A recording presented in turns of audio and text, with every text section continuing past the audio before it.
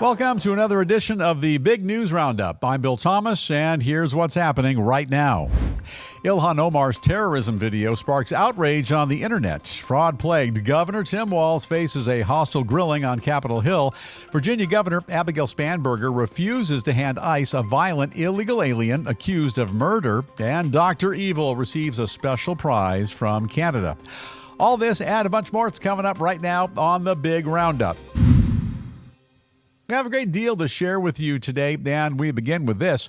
A newly resurfaced interview that shows a pre-congressional Ilhan Omar laughing and joking about terrorism is now sparking extreme outrage online as the Somalia-born lawmaker continues to rail against our nation's valiant war to defeat Iran.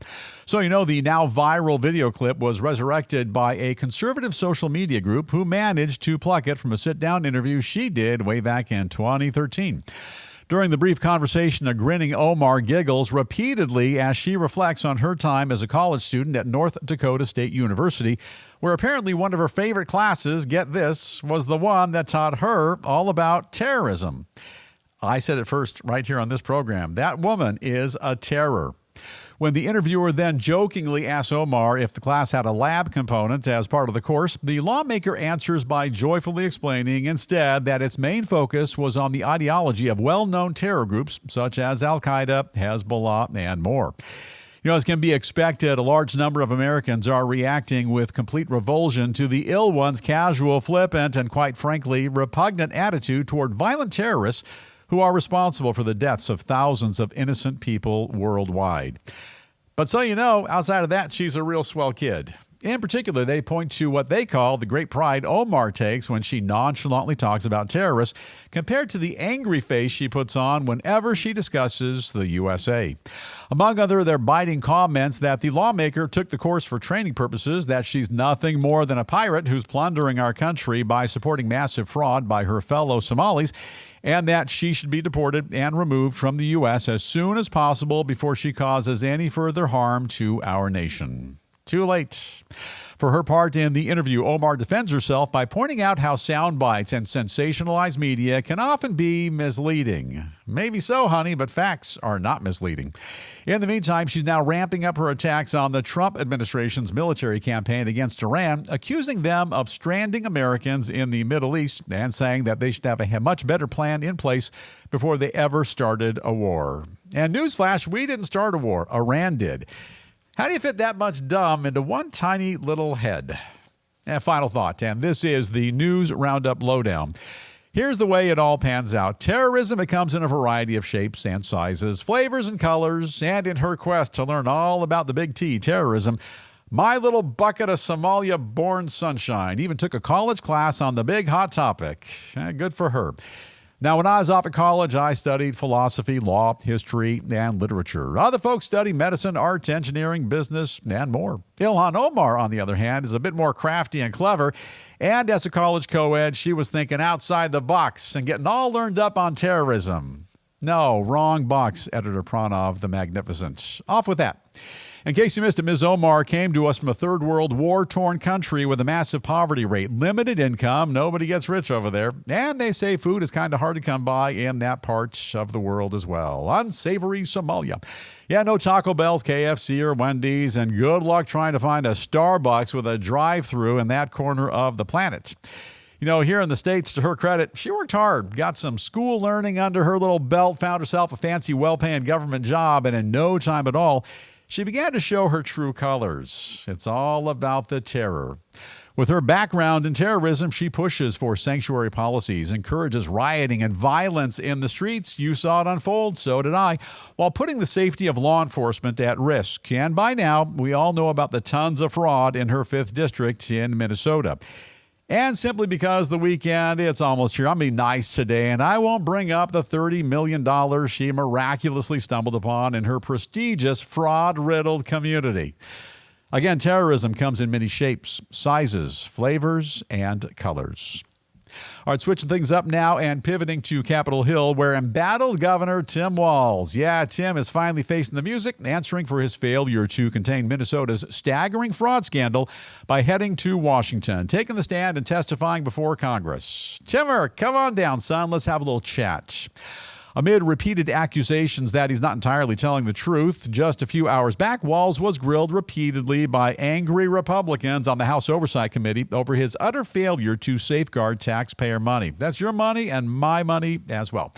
Among their allegations that Walz completely ignored the ongoing fraud out of fear that he would receive political backlash from his state's Somali community. Now, nice trade-off. Now you have backlash from the entire country. That was a dumb bet he made. The recriminations against the disgraced governor don't stop there. And when eventually confronted with incriminating evidence from a judge that fraud payments had actually been restarted due to his own inaccurate statements, in other words, his outright lying, Walz kind of hemmed and hawed a bit before mumbling that it simply came down to some sort of innocent misinterpretation. Before the hearing even began, the House Oversight Committee released a comprehensive 53-page report in which they accused both the governor and his sidekick, Attorney General Keith Ellison, of knowing for years about widespread fraud in Minnesota's federally funded social services programs and saying nothing about it. Yeah, those boneheads, they simply dummied up.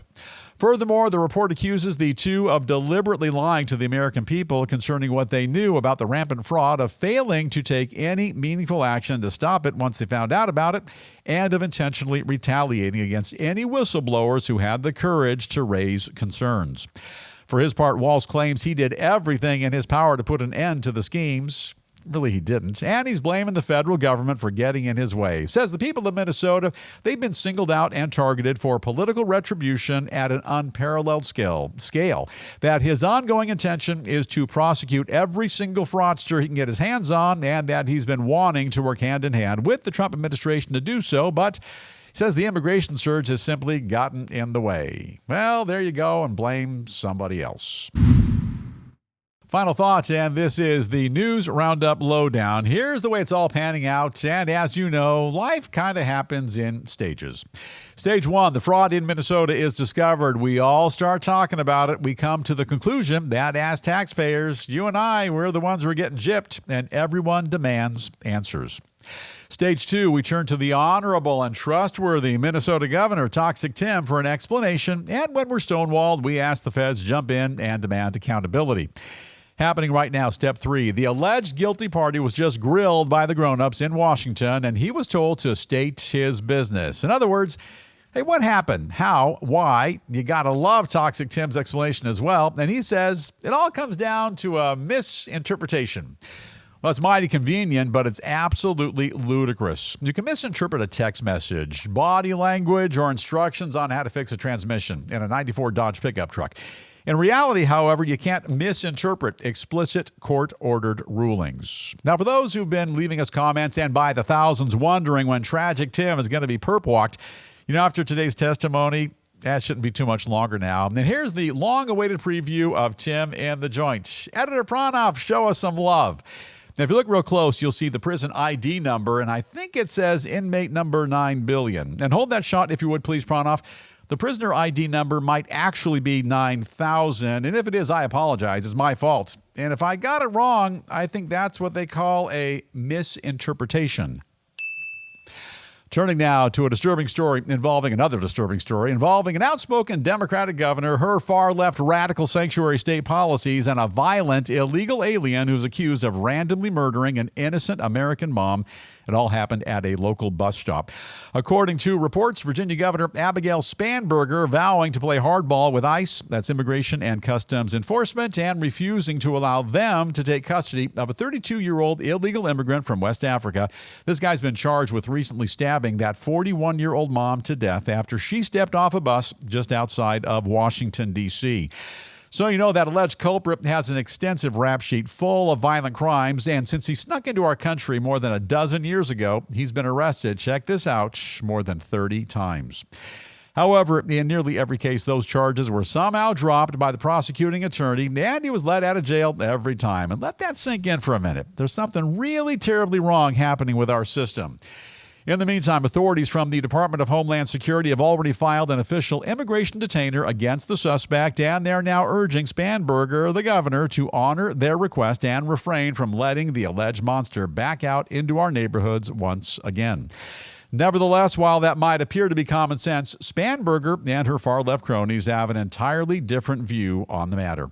They're vowing to continue opposing all the ICE detainers, which are lodged against illegal aliens, even this one, and they say that if DHS is so worried about this violent criminal, they should simply request a special signed judicial warrant to make sure that, in fact, he gets deported. Final thoughts, and this is the News Roundup Lowdown. Just fantastic. Abigail Spanberger strikes again. Now, if that name sounds familiar, it's because she's the one who doled out the Democratic response to last week's State of the Union address. She's got a lot on her mind, and it's all rubbish, and her comments were almost dumb enough to be used in a Saturday Night Live skit. Now, check this out. You have an illegal alien in our country with a rap sheet longer than a giraffe's neck who's accused of committing a random murder. He's locked up, and then for some goofbag reason, the charges are dropped. Before this miscreant is sprung from county lockup and allowed to roam the streets freely once again, the feds gently say, not so fast. Please pay attention to our immigration detainer. And as you know, those feds have designs on having a chat with this guy who, by some accounts, is a critical threat to society and a guy who does not belong here in the USA.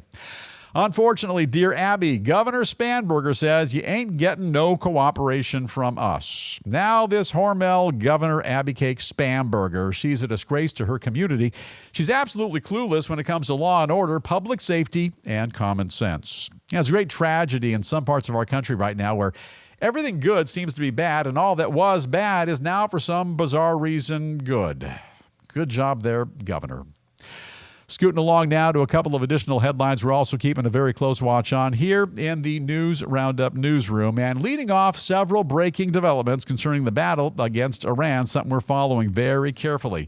The U.S. Senate rejects a war powers resolution which would bring the fighting to an end. An American submarine sinks an Iranian warship in international waters, and the widening conflict is rapidly expanding across the entire Middle East, with at least a dozen different countries now dragged into this monumental undertaking.